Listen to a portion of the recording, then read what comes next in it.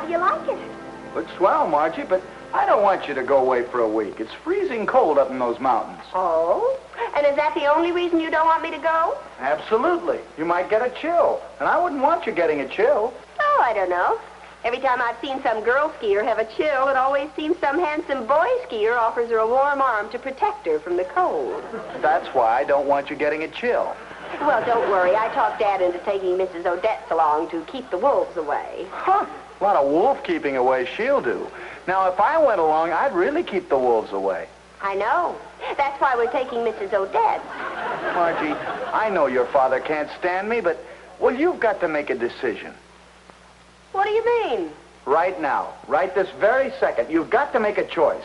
Tell me I'm the only fellow in your life, or else I'm leaving for good. Freddie, I can't say you're the only fellow. All right, Margie, this is goodbye, forever.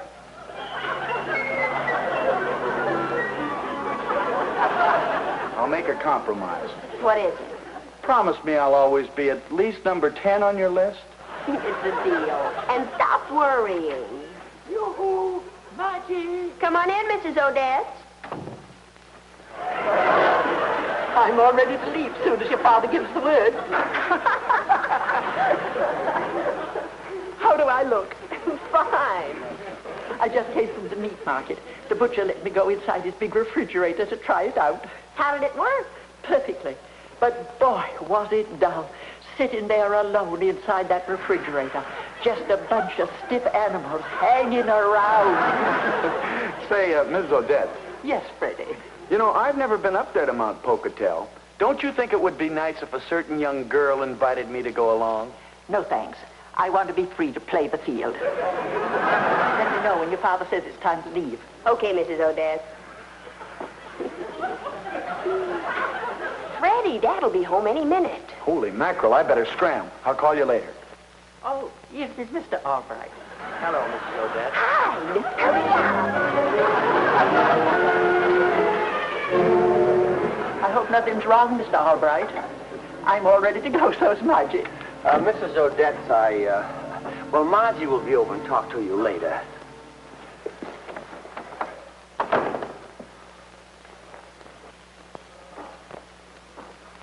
Oh, hi, Dad. Hi, honey.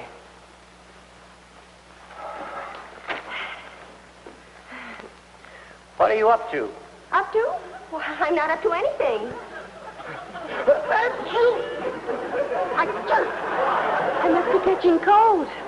All right, where's he hiding? He? He who? Or is it he whom? No whom's around here. Don't try to kid your pappy, Margie. Where is he? Just finished with the rug inspection, lady. Not one single moth. Freddie, come back here. Situations like this are only caused by your stubborn refusal to accept me. Get out of here. Get out! I wonder what Freddie was doing behind the door. Now, don't try to act innocent, Margie. Okay, forget Freddie. How do you like my ski outfit? I'm sorry, honey, we're not going. But, Dad, I'm all ready. Mrs. Odetts is, too. I know, honey, but I just didn't have the heart to break the news to the poor little old sweet thing. I was afraid she'd poke me one. Why can't we go? What's happened? Remember I told you the trip depended on Mr. Honeywell's getting a renewal of the Woodruff account? It fell through? All the way. And 3 days from now, when Harvey Woodruff becomes 30, he's taking over his late uncle's business. And when he reaches 30, he's going to sell the business completely. Yeah, but that's not your deal. No. But when Mr. Honeywell loses a big account like that, it just isn't vacation time at the Albrights. Why is this Harvey Woodruff going to sell out? He's a bird lover. What? A bird lover. He's going to sell his business so he can concentrate on birds. Huh? Dad, what kind of a droop is this boy? Beats me. I've never seen him, but he must be a droop, all right. Why does he have to sell out the business in order to love birds? Well, he's going on a trip around the world, starting with Africa. He's going to concentrate on photographing and studying birds. I wonder what a droop like that does look like. Dad, maybe I could think of a way to... Oh, no, Margie, none of your wild ideas where my business is concerned. Now put away your ski clothes until next year and let me know when dinner is ready. Birds. Has your father gone to work yet? He's gone. Did you get them? The man at the library said these were the 3 best bird books he knew of. Swell. Now we've got a little boning up to do before lunchtime. Do you think this will work, Margie? Don't worry, it'll work. I found out where this Harvey Woodruff has lunch every day, and with these to give us a little bird knowledge. Mrs. Odetts, start reading. We've only got 3 hours till lunchtime. Hello? Oh, hi, Dad. Lunch? Oh, no, Dad. I have a date for lunch with, Freddie. See you tonight. Bye.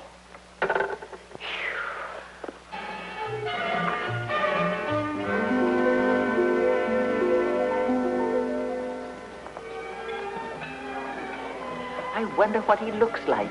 A bird lover shouldn't be hard to pick out.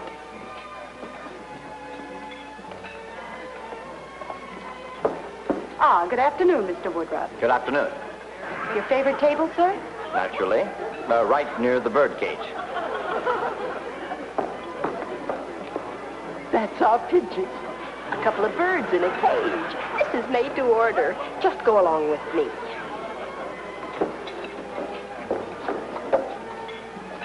You wish a table, ladies? Yes. Could we sit near the bird cage, please? Certainly.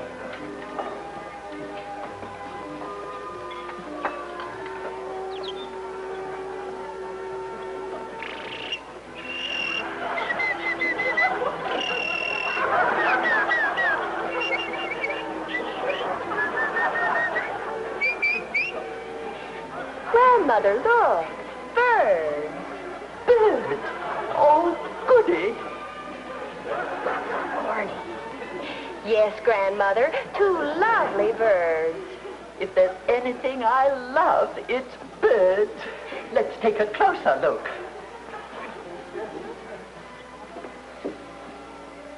Why, they're perfect examples of the South American Psittacula. No, dear. They're obviously of the Achillicus family. Achillicus colubris, I'd say. You're mistaken, Grandmother. They're definitely Psittacula. You can tell by their markings. Ladies, pardon my intrusion. I'm Harvey Woodruff. My name has been included on many scientific articles on birds. Not bragging, of course, but just to make the point that I may be qualified to help settle your argument. You're an authority on birds? Well, perhaps someday I'll be recognized.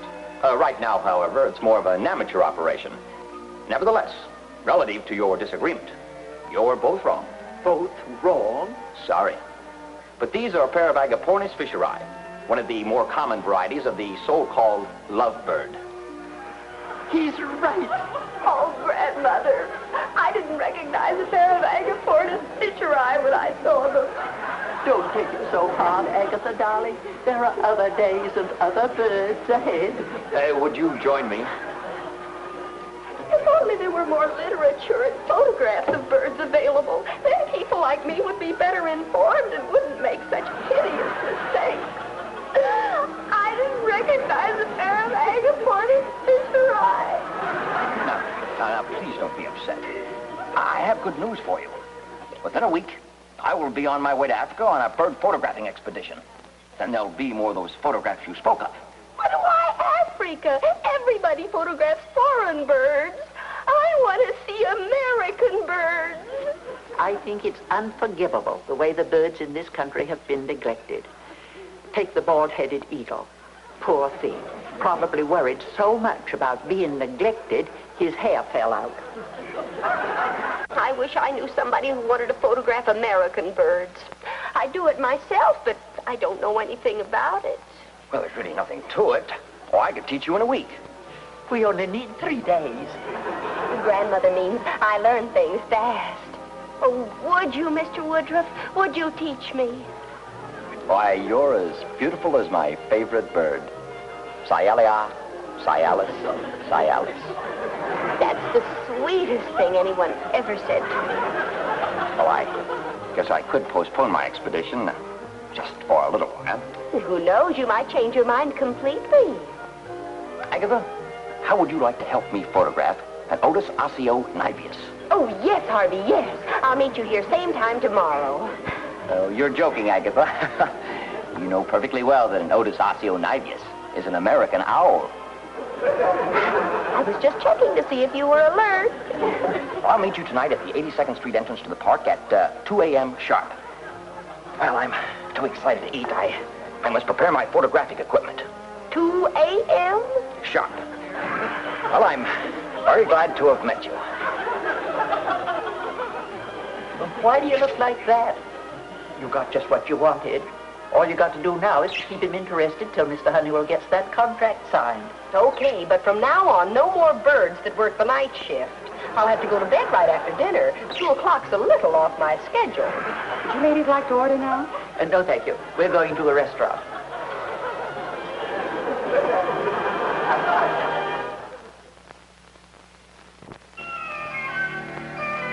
If you get hungry, there's some roast from dinner left in the fridge. Okay, honey. Going out? No, I'm going to bed. Right. Night. Oh, going to bed? Well, it's only 7:15.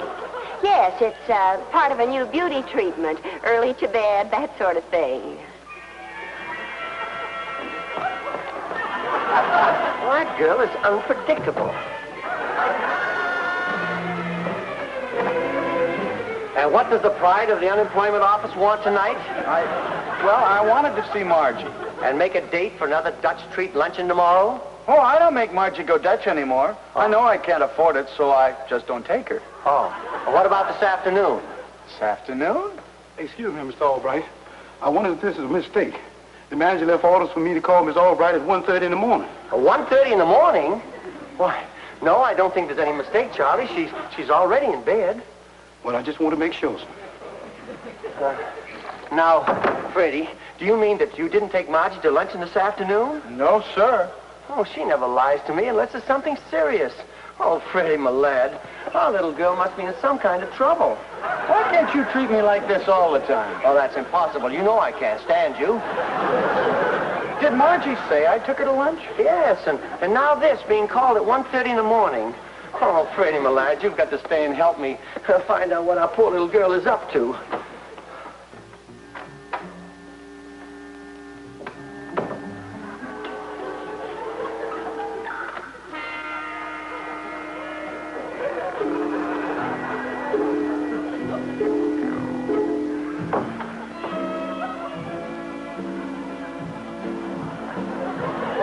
Okay, Freddie. Come on.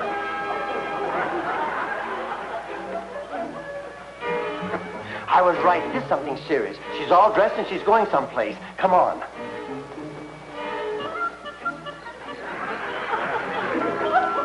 I came down this afternoon and located a perfect owl's nest. Harvey, doesn't the light from the flashbulb scare them away? Oh, no. I use infrared bulbs and infrared film. The light is invisible to the eye. Oh.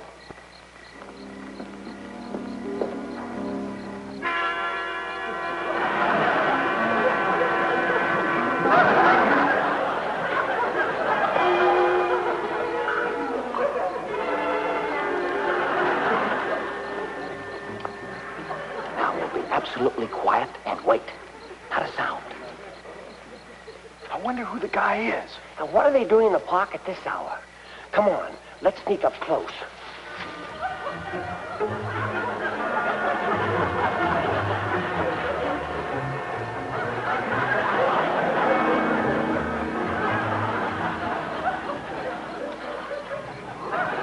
What are they doing?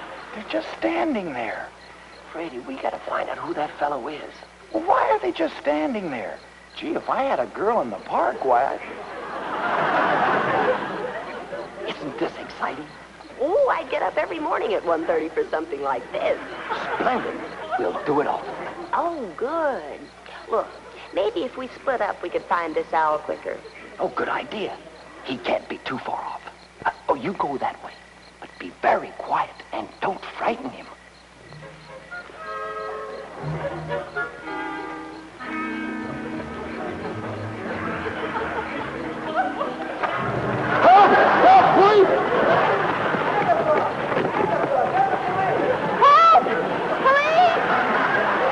And you won't get hurt. What's your name? Help, please! Get a look at his wallet. What? Oh, you assassin! Oh, you want to get tough, huh? Hurry up, take a look at his wallet. This way, officer. Right over here. She's bringing the police. Let's get out of here, quick.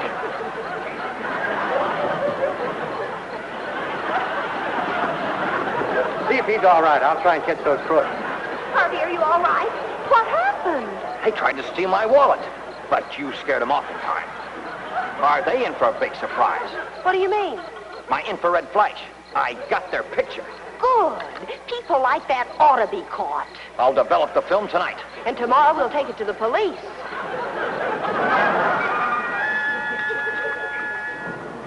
Oh, that must be her now.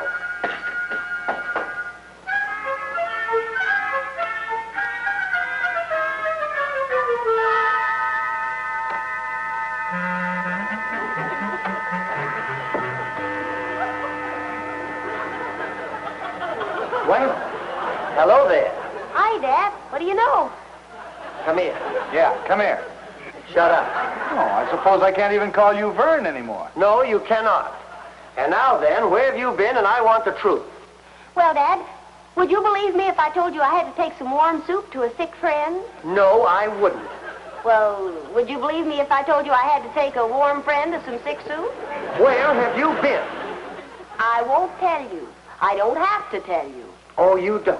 Well, I've got a surprise for you, young lady. We know where you've been. We sure do. You know? You're darn right. And what were you and that bird doing in the park? Dad, were you and Freddie the two who jumped him? We sure were. Which one of you knocked him out? I did. I like to hear you gurgle. It means you realize you've been trapped. Well, get ready to gurgle yourself. Guess who that bird is? That's exactly what I aim to find out. Dad, does the name Harvey Woodruff sound familiar? Harvey Woodruff. Harvey Woodruff? One and the same. And now the proud possessor of one black eye from the talented knuckles of Vern Albright. You mean you've been helping me land a client again? Margie Albright, how many times have I told you? But it was dark. He'd never recognize me if we met. I said get ready to gurgle, and here comes the gurgle maker. He took your picture with an infrared flash camera. My picture?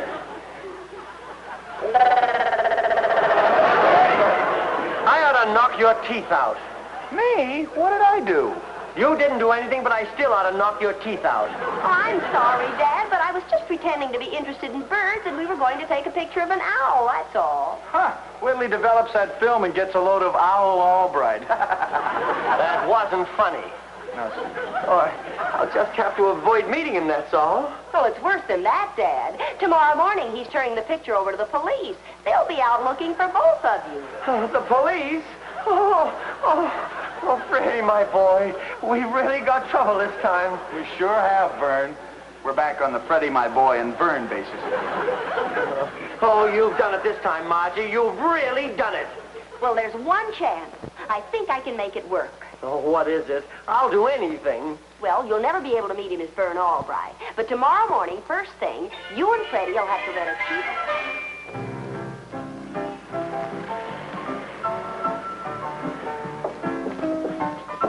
I don't understand, Agatha. Why did you want to stop here before taking the picture to the police? You'll soon understand all, Harvey. Oh, it's Miss Agatha. Hiya, Judy. Why, they're the two in the picture. Yes, but don't worry. They won't harm you again. Let's go inside.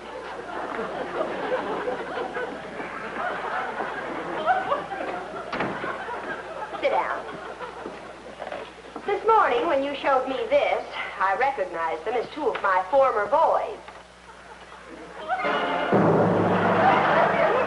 Junior, that's you and your old man. Holy mackerel, Pop. We's in trouble.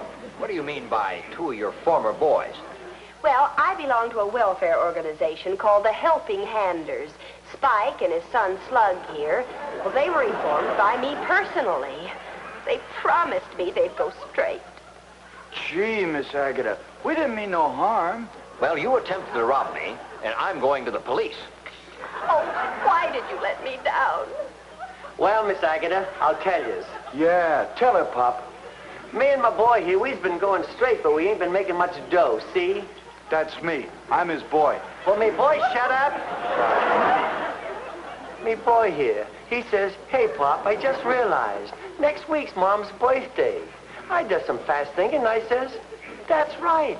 Me poor dear wife Amy. Next week, her birthday, and she's up the river." Yeah, poor Mom. 3.5 years for driving a stolen car on the wrong side of the street while under the influence of shoplifted boy. Last night, me and me boy here, we went out and we decided to swipe a wallet just in order to get money for me poor wife's birthday present. Yeah, who's gonna get a boy? Ah, your mom loved boys. Oh. I don't think we're going to need the police, Agatha. Oh, Harvey. Harvey, thank you, thank you. Don't ever let me down again. We won't. We promise. Here's $50. Buy her a pair of agapornis fisheri. Oh, thanks. That's exactly the kind of boy she loves most. Oh, Pop, we're gonna be able to send something to me poor old mother. Goodbye. Goodbye.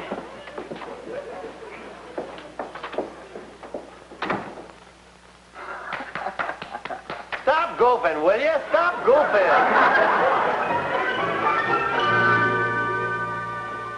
Thanks, Mr. Woodruff. Can't imagine how happy I am that you've decided to renew the contract and stay in the States. Well, it's all because of the girl, and I'm going to see as much of her as possible. I know what you mean. Nothing like the opposite sex to make a man feel glad he's opposite to the opposite sex. Thanks again, Mr. Woodruff. You're welcome, Mr. Honeywell. It's not that bad of a picture, is it? Mr. Honeywell, do you know this young lady and that gentleman? I ought to. I pay him enough money. That's Vern Albright, my executive vice president. The girl's his daughter, Margie. Why? Oh, nothing. Nothing at all. I just admire good photography. Humans as well as birds. Mr. Honeywell, I'm going to make a slight addition to the contract. An addition? Well, it's just a little rider. I'm sure you won't object. I'm not going into full detail, but to coin a phrase, I've been taken. There. Now, I'll initial it. Now, if you'll initial it, Mr. Honeywell.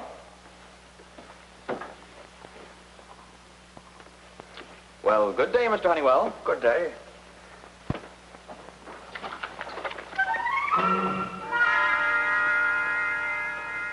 Just a second.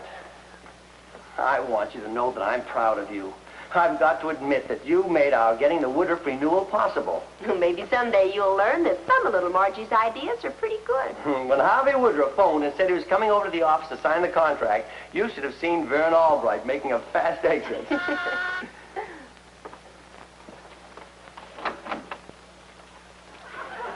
Hello, Agatha. Margie Albright. Yes, I know everything. But I still signed the contract.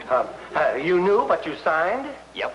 And being as your daughter's such a bird fancier, I naturally assumed that you are too, Mr. Albright. Oh, of course, Harvey. He's crazy about them. Oh, yes, I'm just crazy about them. I figured as much. So I wrote a little rider on the contract that states that the contract will be valid only if you and Margie will take care of my pet bird Jasper while I go on a month's vacation. Is that all? Oh, Mr. Woodruff, we'd be delighted to take care of Jasper. It also states that you will keep him in your apartment, right inside for the entire month. Oh, it'll be our pleasure, Harvey. Bring him over before you leave. Oh, I've got him right here. Come on, Jasper. Come on. That's it. Come on, Jasper. Come on. Come on. Well, see you in a month.